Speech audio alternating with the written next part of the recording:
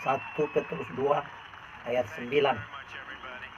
Tetapi kamulah bangsa yang terpilih, imamat yang rajani, bangsa yang kudus, umat kepunyaan Allah sendiri, supaya kamu memberitakan perbuatan-perbuatan yang besar dari Dia yang telah memanggil kamu keluar dari kegelapan kepada terangnya yang ajaib. Kamu yang dahulu bukan umat Allah, tetapi yang sekarang telah menjadi umatnya, yang dahulu tidak dikasihani, tetapi yang sekarang telah beroleh belas kasihan.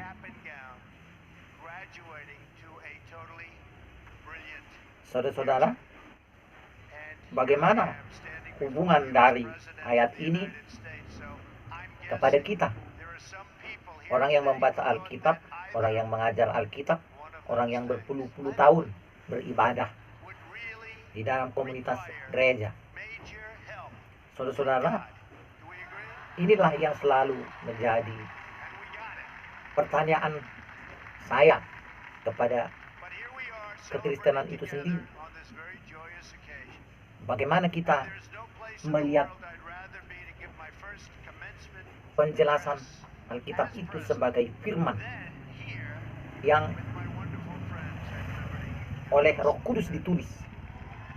Firman yang oleh Roh Kudus ditulis, yang harus menjadi cerminan yang menjelaskan bagaimana orang percaya itu, yang menjelaskan bagaimana gereja itu, menjelaskan bagaimana kebenaran yang berhubungan antara isi Alkitab dengan pembaca Alkitab, yaitu gereja.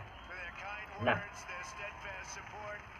mungkin tidak terlalu berlebihan ketika kita bertanya kepada orang-orang Kristen sekalipun, semanfaat apakah pelayanan kita itu? Sebermanfaat apakah gereja itu? Sebermanfaat apakah gereja A, gereja B, dan lembaga-lembaga itu? Bagaimana dia bisa mengatakan diri sebagai imamat yang rajani, bangsa yang kudus, umat kepunyaan Allah sendiri, yang sanggup memberitakan perbuatan-perbuatannya yang besar dan ajaib? Ada hal-hal yang sangat berbeda. Ada hal-hal yang seharusnya saling berbanding terbalik antara terang dan gelap itu, antara ketidakberdayaan dengan keperkasaan dan keajaiban-keajaiban itu. Inilah yang harus dikejar. Inilah yang harus disadari. Inilah yang harus dikejar. Inilah yang harus teraktualisasi seharusnya di dalam kita orang-orang yang dipanggil itu. Artinya ketika kita tidak bisa menjadi produser dari keajaiban-keajaiban itu, maka kita harus memperbaiki, kita harus mengubah, kita harus berpindah posisi. Oleh karena mungkin posisi kita dan keadaan kita memang belum pada keadaan yang memenuhi syarat untuk menjadi pelaku keajaiban itu,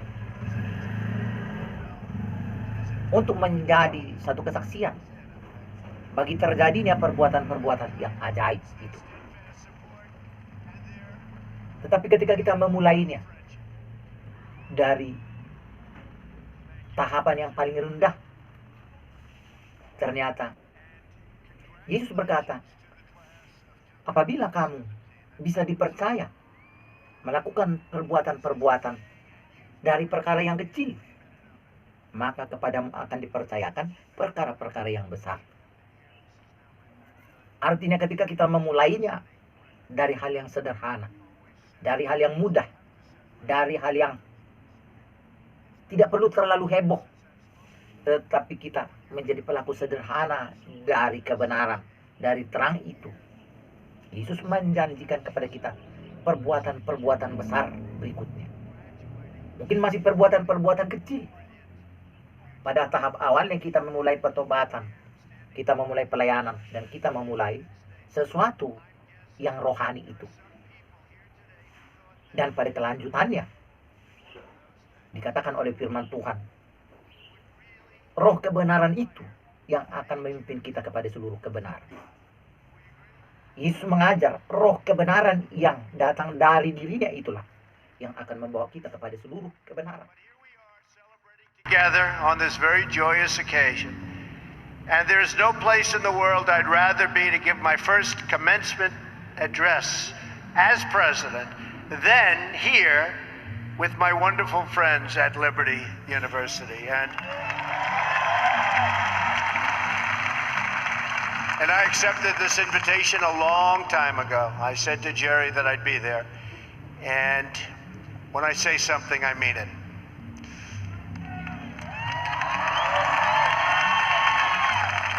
I want to thank President Jerry Falwell and his incredible wife, Becky. Say it up, Becky. For their kind words, their steadfast support, and their really wonderful friendship.